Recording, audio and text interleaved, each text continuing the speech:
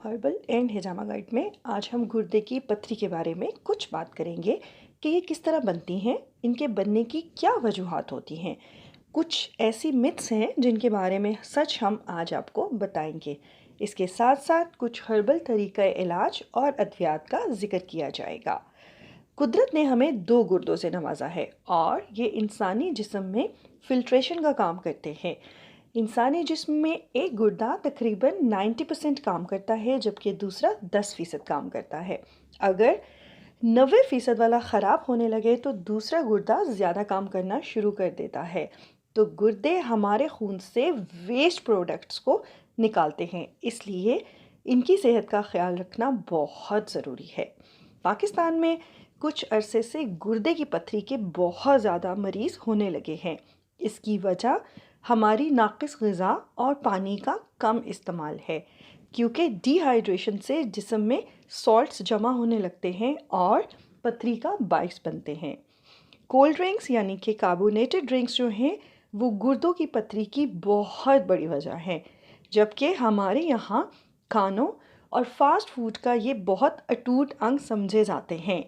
नौजवानों में गुर्दों की पथरी का रेशो दिन ब दिन बढ़ता इसीलिए चला जा रहा है कि इनकी खुराक में ये ड्रिंक्स लाजमी होते हैं।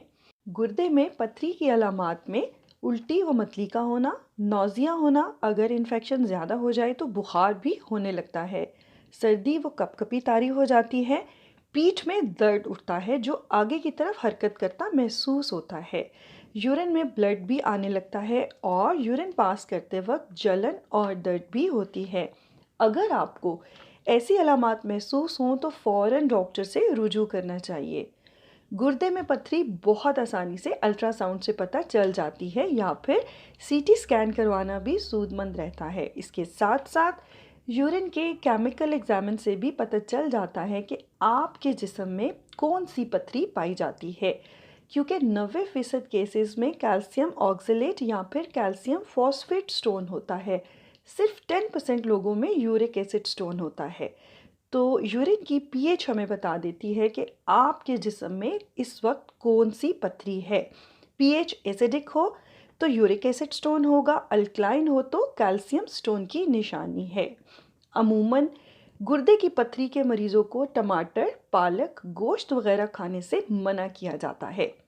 बीफ में प्यूरीन नामी एक मादा पाया जाता है जिसका एंड प्रोडक्ट यूरिक एसिड है, लिहाजा इसे तो कम मिकदार में खाना चाहिए। अलबत्ता टमाटर के बारे में जो कहा जाता है कि ये बिल्कुल भी नहीं खाना चाहिए या बीजों वाली सब्जियां हरगिज़ नहीं खानी चाहिए, तो ये एक मिथ के अलावा कुछ भी नहीं है, क्योंकि 100 ग्राम्स टमाटर में सिर्फ और सिर्फ 5 ग्राम ऑक्सलेट की मिकदार पाई जाती है, जो कि बिल्कुल भी ख़तरनाक नहीं है। अलबत्ता कैल्शियम की गोलियां लेने की बजाय कुदरती अशिया यानी कि दूध दही से इस्तेफादा करने की कोशिश करनी चाहिए। ये जो आप हर रोज़ पानी में कैल्शियम की गोलियां घोल कर पीते हैं, इनसे परहेज़ करना चाहिए। जिन ग़िज़ाओं से आपको परहेज़ करना चाहिए इनमें बाज़ारी तले हुए खाने और कोल्ड ड्रिंक्स शामिल हैं। मौसम कैसा भी हो, पानी का इस्तेमाल ज़्यादा करना चाहिए। गुर्दों की सेहत को कायम रखने के लिए पेन किलर्स का इस्तेमाल बहुत बहुत ही ज़्यादा ख़तरनाक है, लिहाजा उनको अवॉइड करना चाहिए। अब बात करते हैं कुछ हर्बल ट्रीटमेंट्स की। अगर तो आप ये जान चुके हैं कि आपके जिस्म में कौन सी पथरी है, तो इसका इलाज करना बहुत आसान साबित होगा और 7 से 8 एमएम की पथरी बहुत आसानी से निकल जाएगी। अगर आपको यूरिक एसिड स्टोन है तो आप दिन में 2 से 3 बार देसी अजवाइन का कहवा लीजिए। अगर कैल्शियम ऑक्सलेट की पथरी हो तो दालचीनी का कहवा दिन में 2 से 3 बार लेना बहुत मुफीद रहता है। अगर आपको कैल्शियम फॉस्फेट स्टोन हो तो इसके लिए सख्त संभलू का कहवा लेना बहुत ही ज़्यादा मुफीद रहेगा। इसके अलावा किसी भी टाइप की पथरी हो, यूनानी सिस्टम ऑफ मेडिसिन में शरबत बजूरी का इस्तेमाल करवाया जाता है। एंटी इन्फ्लेमेटरी होने की वजह से ये सोजिश और दर्द को कम करता है। इसके साथ साथ सौंफ, खरबूजे और खीरे के बीज का इस्तेमाल अपनी खुराक में बढ़ा देना चाहिए, ताकि आप इस मर्ज़ से कुदरती इलाज के ज़रिए शफा याब हो सकें।